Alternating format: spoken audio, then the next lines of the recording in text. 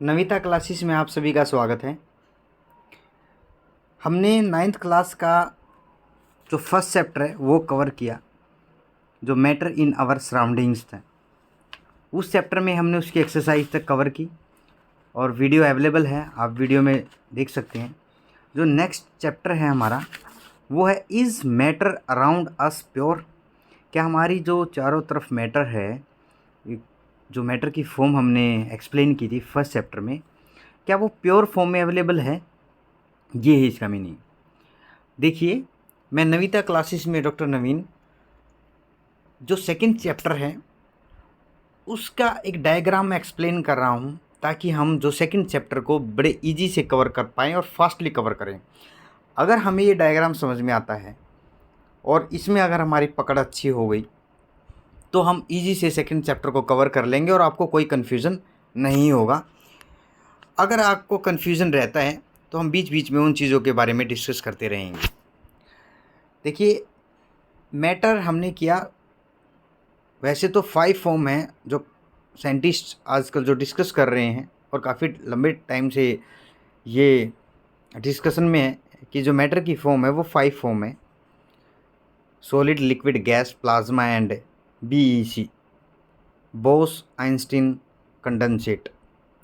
लेकिन अभी भी जो एनसीईआरटी की बुक्स हैं वो, या वैसे भी जनरली हम डेली लाइफ में जो मैटर की 3 फॉर्म हैं उन पे ही फोकस ज़्यादा करते हैं।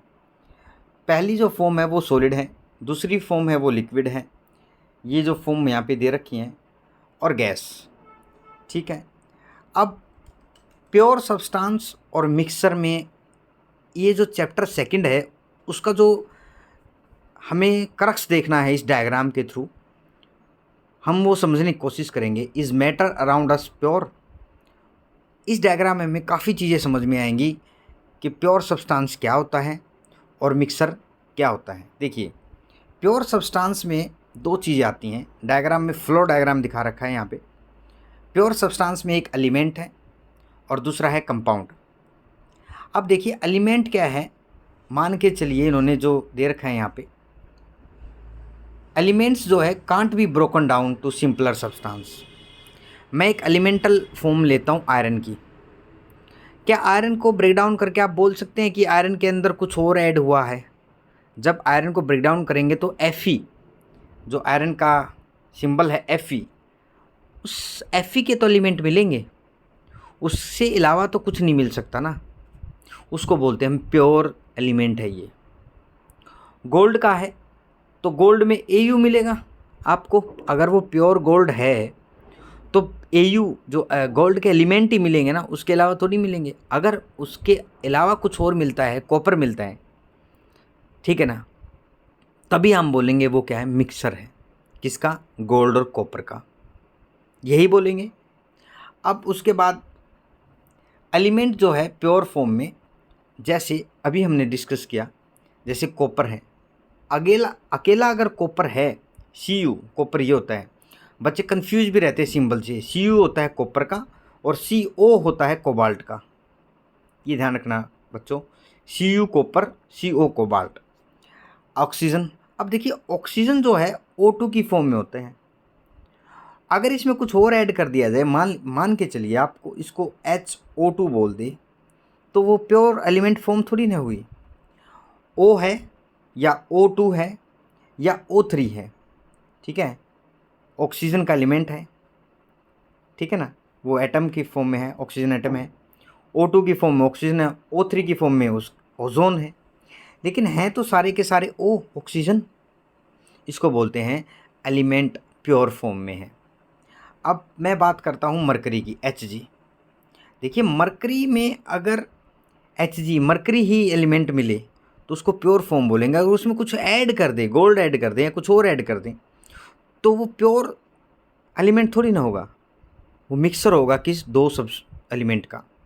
ठीक है, ये आप इसको ध्यान रखना। Can't be broken down further. Element अगर मान लीजिए एक गोल्ड का एलिमेंट है, ये Au एक एलिमेंट है मान लीजिए, उसको फर्दर ब्रेक डाउन नहीं कर सकते आप। ठीक है, ये चीज़ यहाँ पे एक्सप्लेन की हुई है कि आप उसको कैसे ब्रेक डाउन करेंगे। ठीक है, अगर करेंगे तो मिलेगा वही। अगर आयरन को ब्रेक डाउन करोगे तो मिलेगा तो Fe फाइनली, ठीक है। या आयरन का टुकड़ा लोगे उसको ब्रेक डाउन करोगे Fe मिलेगा। उसके बाद आता है कंपाउंड। हम बात करें प्योर सब्सटेंस की, बच्चों ध्यान रखना हम प्योर सब्सटेंस के बारे में डिस्कस कर रहे हैं मैटर में। अब आती है बात प्योर सब्सटेंस में कंपाउंड की। अब देखिए कंपाउंड क्या होता है। कंपाउंड दो या दो से ज़्यादा चीज़ों का मिल के जो कम्बिनेशन होता है, मिलने से जो कम्बिनेशन बनता है उसको हम बोलते हैं कंपाउंड। आप कंपाउंड से ही देख लो, कंपाउंड मतलब दो से ज़्यादा का कोई कम्बिनेशन है उसको बोलते हैं कंपाउंड। है फिक्स कंपोजिशन, सही बात है, फिक्स कंपोजिशन होती है।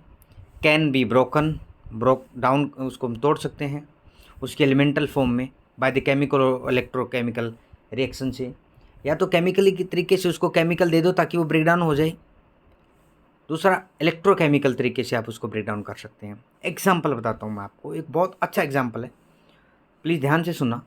ये वाटर मॉलिक्यूल है, ठीक है ना। इसको आप ब्रेक डाउन करेंगे इलेक्ट्रोकेमिकल तरीके से तो ये दो में ब्रेक डाउन होगा, H में और OH में, OH negative OH positive. Electrochemical तरीके से आपने ब्रेक डाउन किया, ब्रेक डाउन हो गया H और OH में, यही तो होगा। तो ये दो में ब्रेक डाउन हुआ, ठीक है। ये लिख रखा है फिक्स कंपोजिशन। हमें पता है वाटर के अंदर जो है फिक्स कंपोजिशन है आपकी H की और OH की, ठीक है। ये चीज़ है। एंड कैन ब्रोक हमारा ब्रेक डाउन हो गया उसमें।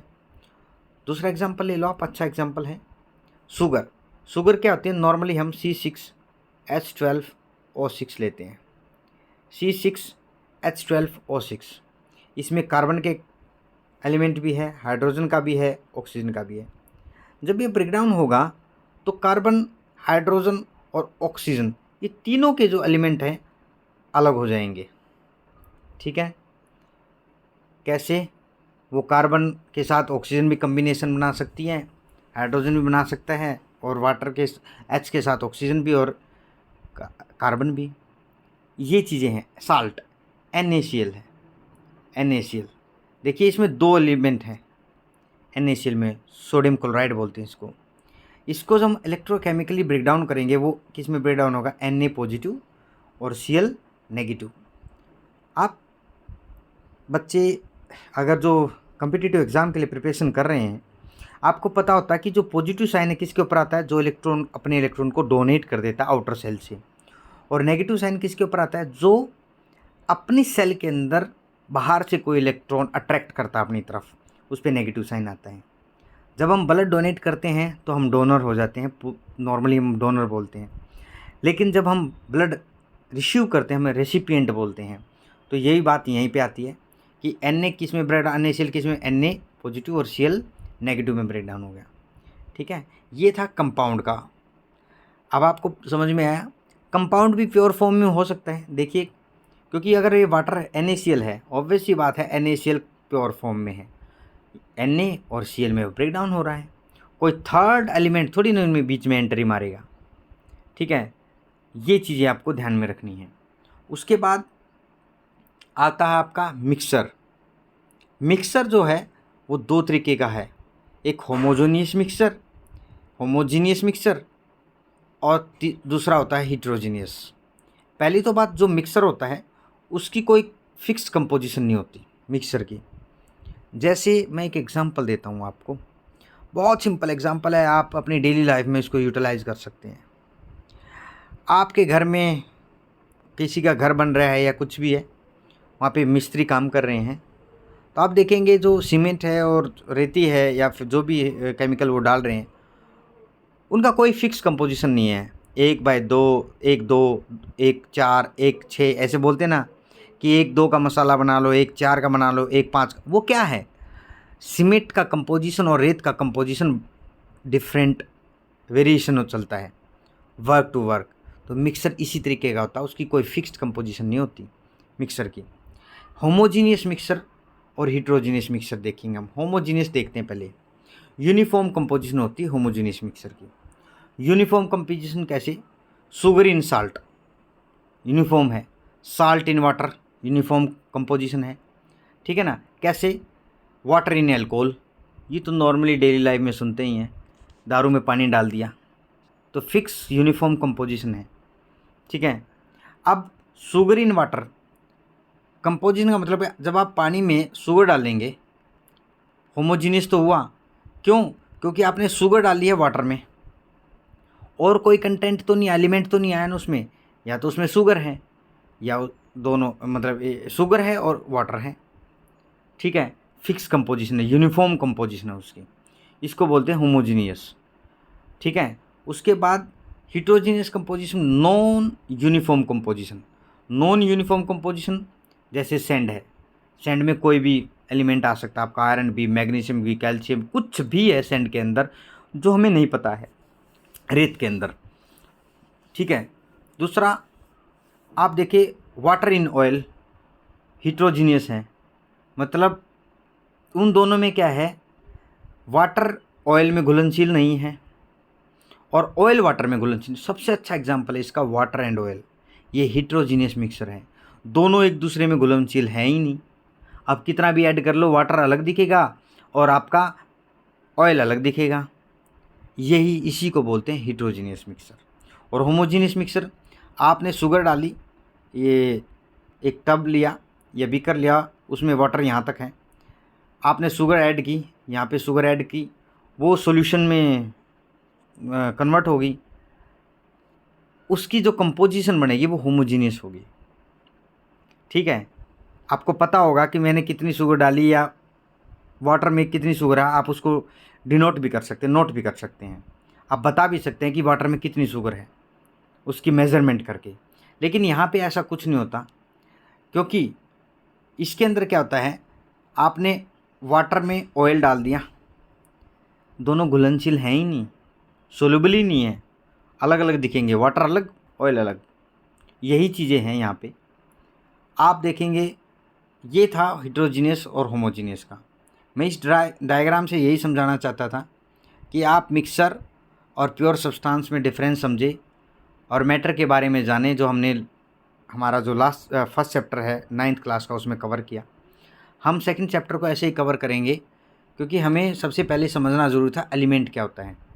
देखिए एलिमेंट और कंपाउंड में क्या डिफरेंस है, होमोजीनियस और हिट्रोजीनियस में क्या डिफरेंस है, अपने दिमाग में एक एक एग्जांपल सेट करना ज़रूरी है। हिट्रोजीनियस का कोई एग्जांपल पूछे, वाटर एंड इन ऑयल, ठीक है।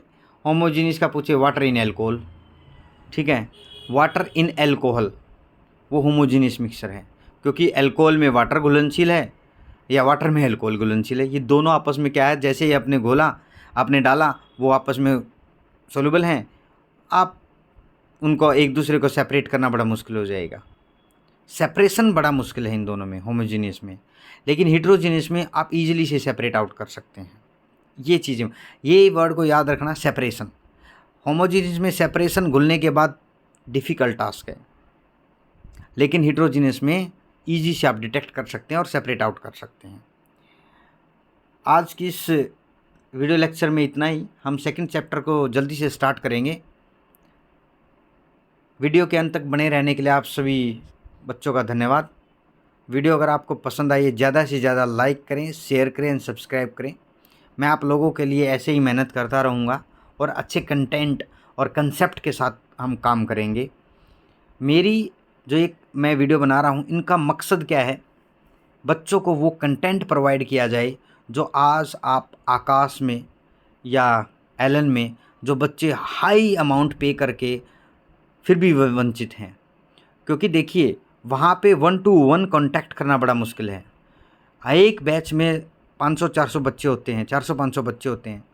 जो पढ़ा दिया बच्चों ने, उसको देख लिया, कॉपी किया, फिर उसको रट्टा मारना स्टार्ट किया। नो, ऐसा नहीं है।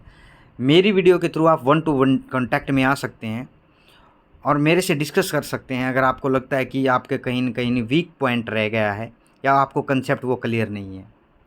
धन्यवाद।